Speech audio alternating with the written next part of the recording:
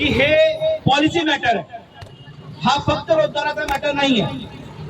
पिंपळे मॅडमचं म्हणणं आहे आम्ही जे काय रोजगार दिलेला आहे, आम्ही आमचा जो कॉन्ट्रॅक्ट दिलाय त्याची पद्धत बदलली, त्याच्यामुळे ठेकेदाराकडे अधिकार आहेत किती कामगार ठेवायचे किती नाही ठेवायचे.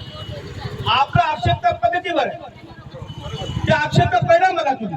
हे झाडं बघा, ह्या झाडांची उंची ती असायला पाहिजे का? कपातीची उंची. एखादी बस जाईल, एखादी अजून त्या लॉरी जाईल, ट्रक जाईल, त्याच्या उंचीपेक्षा थोडंसं उंच ते असायला पाहिजे खरं तर. पण त्याची उंची 3 मजला 2 मजला 4 मजला अशा प्रकारे सगळीकडे झालेली आहे. पर्यावरणाचं नुकसान केलं जात आहे, ऑक्सिजन भेटते याच्यातून आपल्याला, आपण जगतो त्याच्यातून, आणि त्याचं नुकसान ते पॉलिसी म्हणून करतायत. ठेकेदार काय करतोय? या पॉलिसीचा फायदा घेतोय, कपात करत चालू बरोबर. तुम्हाला माहिती आहे काही लोकांची हेअरस्टाईल असते, फुल इकडून 0 कट मारतात, इकडे 0 कट मारतात आणि इकडे थोडासा केस असतो, बरोबर नाही? फेमस स्टाईल आहे आणि क्रिकेटर लोकांची पण असते. हे अशी स्टाईल बनत चालली आहे. याची परिस्थिती त्या शेळी सारखी झालेली आहे. शेपटी आहे, न माशी उडवता येते, न लाल खाता येते, न सावली मिळत आहे, न लाकूड मिळत आहे. काय उपयोग आहे झाडा? सांगा तुम्ही. खांब्यासारखं झाड आहे हा, आणि हे कशामुळे झालेलं आहे? धोरणाच्या बदलामुळे झालेला आहे.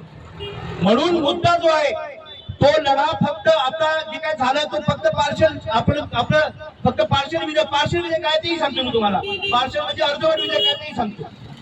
आता हा धोरण तो पण बदलला नाही. स्पष्ट गोष्ट आहे, उन्हाळ्याला सावली मिळत नाही झाडातून, उन्हाळ्यात कपात चालू आहे, कामगार कमी करतील कारण झाडाला तर फांदी तुरली नाहीये. पावसाळ्याला थोडासा वजन वाढेल, एखाद्या 2 कामगार कामावर ठेवतील.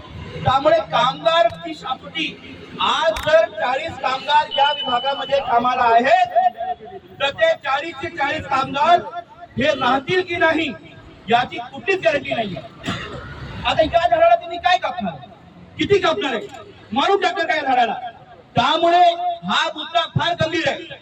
आपला लढा रोजगाराचा आहेच, आपला लढा धोरण बदलण्याचा सुद्धा आहे.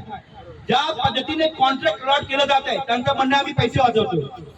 आपल्याला माहित नाही का निवडणुकी कागद सगळं कशाला खोदलं गेलेलं आहे? मूर्ख समजतात तुम्हाला. मुंबईमध्ये, ठाण्यामध्ये, मीरा भाईंदरमध्ये सगळीकडे बघा रस्ता खोदण्याचं काम चालू आहे. सगळ्यांना माहित आहे कॉन्ट्रॅक्टर पैसा घेईल, त्याचा एक वाटा राजकीय नेत्यांना सुद्धा जाईल, आणि त्या 2005 कोटी मधून काय होणार?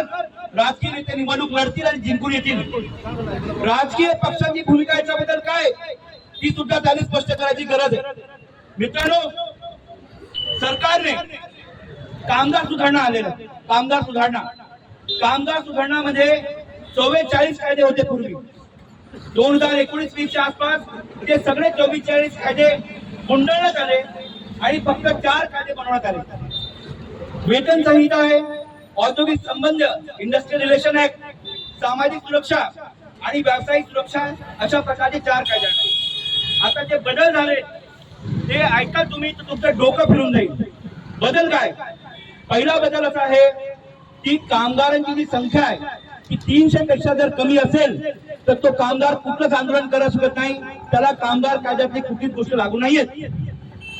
कामगारांना 60 दिवसांच्या नोटीस दिल्याशिवाय संप करता येत नाही.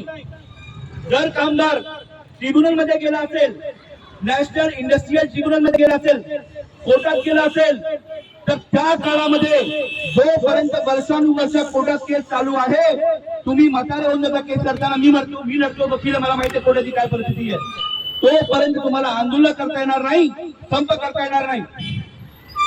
आणि ट्रिब्युनलच्या कारवाईच्या 60 दिवसानंतर सुद्धा तुम्ही संप करू शकत नाही. तुमचे हातही कापले, पायही कापले, गळाही कापले नाही. हे कायद्याचा जो बदल आहे तो सरकार आणत आहे. आणि हे सगळे जे कायदे, ते 44 कायदे जे आहेत छोटा करून जे आहे ते 4 कायद्यामध्ये आणलेलं आहे. युनियनची शक्ती कमी करण्यात आलेली आहे. वेतन आणि तुमचं जे कंपन्सेशन आहे, तुम्ही एक्स्ट्रा कामं करतात, आता मांडवकर सरांनी सांगितलं 20 कोटीच्या आसपास पैसे बाकी आहेत. मला एकदा रक्तदीप सांगितलं होतं, आम्ही एक मिटिंग घेत होतो, लाखो रुपये तुम्ही हे कामं केले ते कामं केले, त्याचा काही रेकॉर्ड नाही, त्यांना काही नैतिक जबाबदारी वाटत नाही. आपल्याला कसं लढावं हे समजत नाही. आणि त्याच्यामुळे हजारो लाखो लोक, प्रत्येक कामगार, हजारो लाखो रुपये प्रत्येक कामगाराचे पेंडिंग आहेत. ते कोण देणार, कसं मिळवणार याचा कुठलाच मार्ग आपल्याला आज सापडत नाहीये. महानगरपालिकेला विचारा, महानगरपालिका काय म्हणते, आमची काय जबाबदारी नाही, आम्ही ठेकेदार नेमला, तुम्ही त्याच्याशी बोला. ठेकेदारशी कसं भांडायचं आजपर्यंत आपल्याला ते आपण त्याच्यामध्ये चाचपणी करतोय. पांडवकर सरांच्या युनियननी त्याच्याबद्दल काही पाठपुरावा केलेला आहे, सांगितलं त्यांनी बरंचसं, त्याच्यामध्ये हस्तक्षेप केलाय, पत्रव्यवहार केलेले आहेत. या कायद्यामध्ये तुम्हाला जे कोर्ट आहे, कोर्टात जाता येणार नाही, तुम्हाला क्वासी जे ज्युडिशियल कोर्ट आहेत म्हणजे ट्रिब्युनल पेक्षाही खालचे जे छोटे मोठे तुम्हाला तुमची कारवाई चालवावी लागणार. कॉन्ट्रॅक्ट लेबर जो आहे त्याला याच्यामध्ये वैधता मिळणार आहे. परमनंट नोकरी विसरून जायचं, फक्त कंत्राटीवर आयुष्यभर काम करत राहायचं. आणि अशा पार्श्वभूमीवर जेव्हा हा कायदा केंद्र सरकार आणते तेव्हा त्या कायद्याचा किस्सा गिरवत राज्य सरकार महानगरपालिका आपल्या कायद्यामध्ये बदल करतात. आणि म्हणून त्या कायद्याच्या पार्श्वभूमीवर त्या कायद्यातून मिळालेला जी सूट आहे, त्या कायद्यातून मिळालेली जी ताकद आहे, त्या आधारावर महानगरपालिकाने तुमचा जो कॉन्ट्रॅक्ट आहे त्याच्या अटी शर्ती बदलल्या. ज्या कामासाठी 100-150 कामगार लागायचे ते काम 30 लोक 40 लोक करतायत. किती दिवस करतील ते काय आपल्याला माहित नाहीये.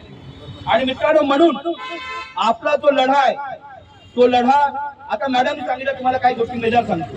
त्यांनी सांगितलं की बा नवीन कॉन्ट्रॅक्टर आहे, त्याला टेक्नॉलॉजी असणारी माणसं पाहिजेत, आणि माणसाला टेक्नॉलॉजी जर काय तो अडॉप्ट करू शकत नसेल तर तो नवीन लोकांना घेतं काय चूक आहे.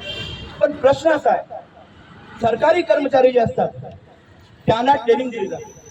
नवीन ऍप आला, नवीन माहिती अपडेट करायची आहे, कॉम्प्युटर वापरायचा आहे, कुठली नवीन योजना आली तर त्याची रीतसर पद्धतीने त्यांची ट्रेनिंग होती. 2-2, 3 दिवस ट्रेनिंग